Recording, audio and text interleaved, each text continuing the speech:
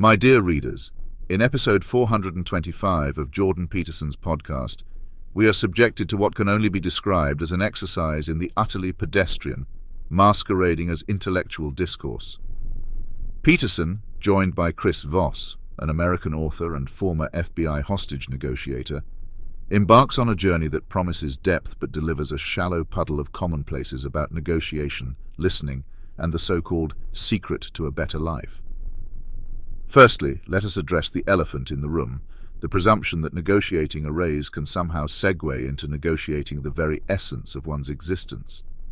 The audacity to suggest that the mechanics of asking for a pay increase could illuminate the path to existential enlightenment is not only laughable, but an insult to the intelligence of any thinking individual. It's akin to suggesting that mastering the art of ordering a coffee could qualify one to opine on the complexities of global trade.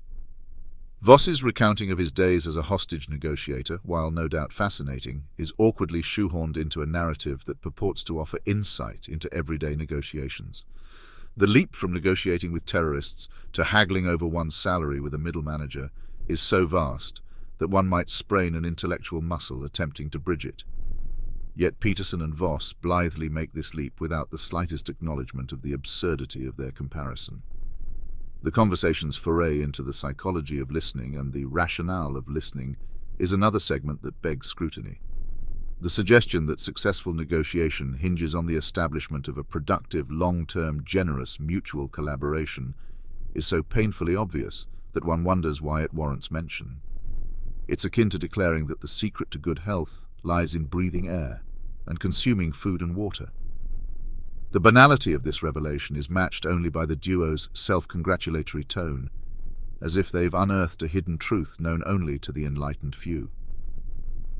As the discussion meanders on, Peterson and Voss touch upon the idea that a good negotiation should involve the joint pursuit of mutual desire and the expansion of understanding over time.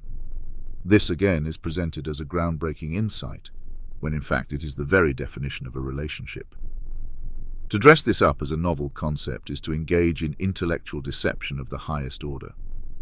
The piece de resistance of this parade of the obvious comes when Peterson and Voss delve into the mechanics of how to negotiate a raise. The advice dispensed: ensure you have something of value to offer, make sure your boss knows your value, and approach the negotiation as a collaborative effort rather than a confrontation, is so rudimentary that one struggles to believe it is being presented in earnest.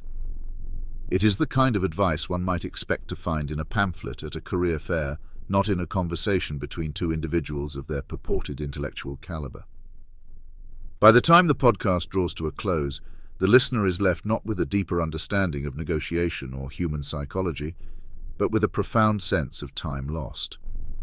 Peterson and Voss have managed to achieve the remarkable feat of speaking at length while saying remarkably little of substance. It is a conversation that masquerades as intellectual exploration, but is, in essence, little more than an exercise in mutual admiration, a self-indulgent foray into the obvious, dressed up in the trappings of deep thought.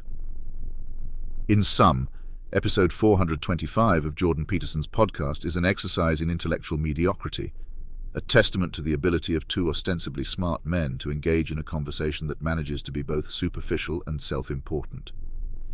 It is a reminder that the mere act of speaking does not in itself confer wisdom or insight. One is left with the impression that the only thing being negotiated in this episode is the listener's patience, a commodity that is quickly expended in the face of such irksome banality.